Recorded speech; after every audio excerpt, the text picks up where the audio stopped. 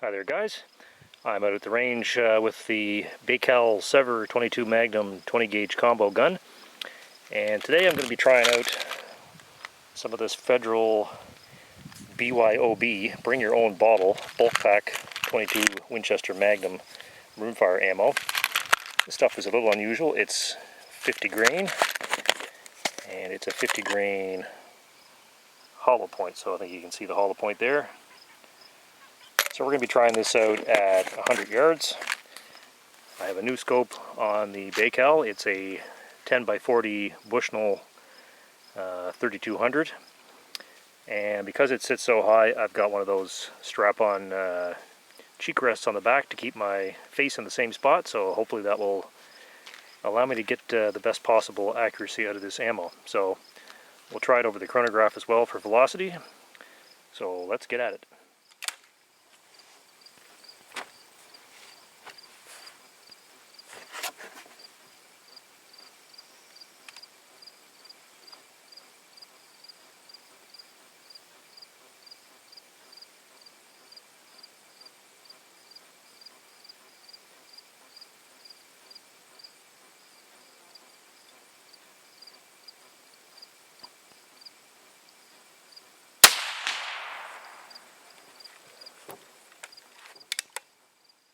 Alright, here we are at 100 yards, and this is out of a cold clean barrel, and this is without getting the new scope zeroed, so we're not actually on the target I was aiming at. We're about a foot low and a couple of inches to the left.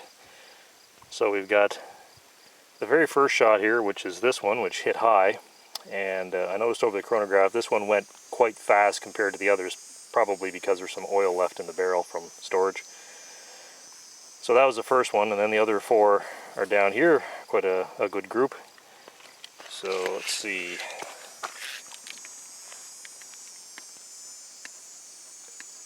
It's about 3/4 of an inch between those two, and well, that one of course brings it way out. It's like 3 inches, but that I think is the result of the oil in the barrel. So we'll go back and give it another try with a fouled barrel.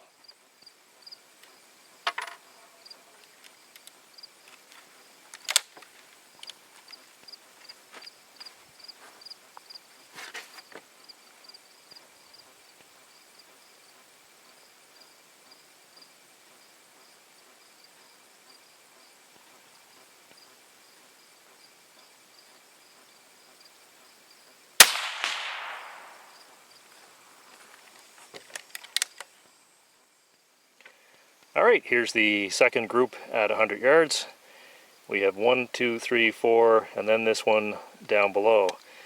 Interesting thing, looking at the chronograph, these were all in the 1520, thereabouts, 1550 range. This one was 1400 and change. So it was noticeably slower than the rest, so not surprising that going so much slower it would drop out of the group.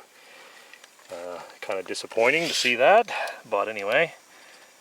So the top four, extreme spread is an inch between those ones, but with that slow one, that gives us a group that's about 2 1/4 inches from that one to that one.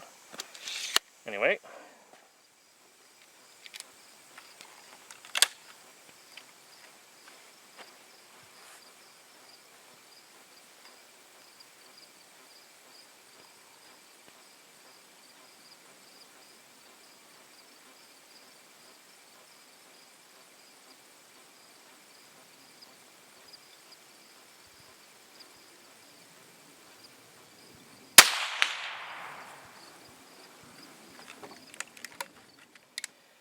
Okay, here's the third effort at 100 yards. Slightly better zeroed than before, but we still need to come over and down a little touch, but we're getting there.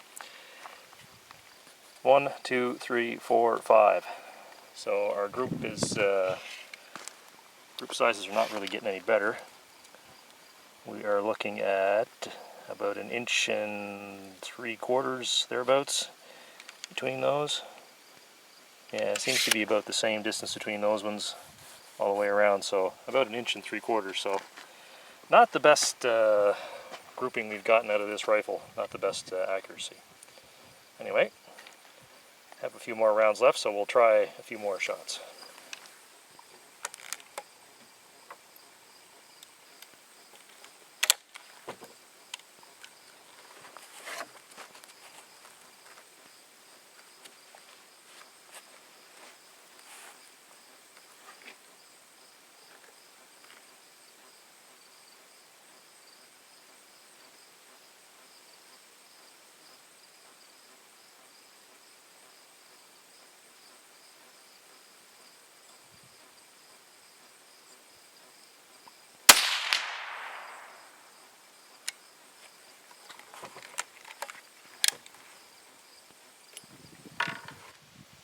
Okay, this is probably the last group for the day. I had some of those shoot and see type target patches, so you can see where it knocked the coating off them. So we've got 1, 2, 3, 4, and that good little group there, and then the 5th one out to the side. So it's about 5/8 of an inch, I would say, for these 4. And then that one out to the side brings it out to pretty close to 1 inch and 1/8 or so. So that's a little bit better. A little different technique on that one. I was holding the forend rather than letting it rest on the shooting bag. So perhaps that's the way to go with that rifle. Alright, I'm back home from the range, and I thought I'd take the opportunity to review the chronograph data. So this was with the chronograph set about 8 feet in front of the muzzle and 25 degrees Celsius that day. And the Baikal has a 23 5/8 inch barrel, or 60 centimeter barrel. And there's the important numbers right there. So we have an average velocity of 1,532 feet per second, but the somewhat distressing numbers are the extreme spread of 183 feet per second and the standard deviation of 44.3 feet per second, which is excessive. So this was with a total of 15 shots, and I did actually exclude the very first shot that I fired of the day because I thought there might be some oil left in the barrel, and it gave a figure over 1,600, I think it was 1,640 feet per second, which I thought was a bit high. But as it turns out, there was another shot that was getting close to that velocity, but at any rate, I threw that number out, and I fired an additional bunch over the chronograph till we got to 15. So you can see we have a low of 1,420 feet per second and a high of 1,603. And obviously, with that kind of a single shot firearm, we were not shooting at a fast pace, so we can't really attribute any of this to significant barrel warming. The temperature that day, 25 degrees Celsius, is not unreasonably warm, so I think this is just a little bit inconsistent in the quality control department as far as the velocity goes. And it showed up on the targets. We had those groups where there was one round considerably out of the rest of the shots, which kind of spoiled the good group. But unfortunately, you don't really know when you're going to get one of those high or low speed rounds. The low speed round dropped right out of the group, and the high speed round hit high out of the group. So a little bit disappointing, but this is kind of bulk ammunition. I'm sure it would be sufficient for most targets out to 50, 75 yards. But had that nagging thing in your mind where you don't know whether one of the rounds is going to go high or low because of the velocity swings, which is not so great. Anyway, I guess that'll do it for now. Thanks for hanging in there with me, and your comments and ratings are always appreciated, and we'll talk to you in the next one.